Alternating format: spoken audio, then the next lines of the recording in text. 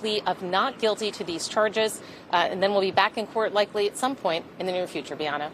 Elie, what do you make of what happened today? I mean, how often is it that plea agreements like this fall apart?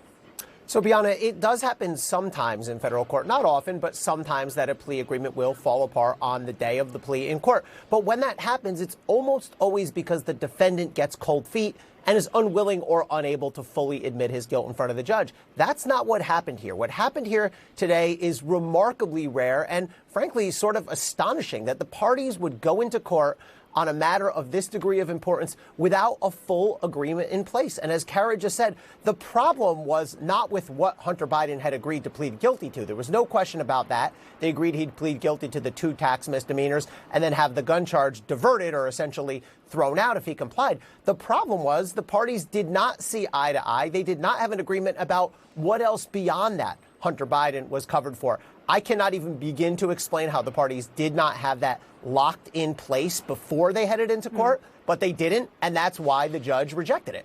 So she gave them 30 days. What happens next, Elie?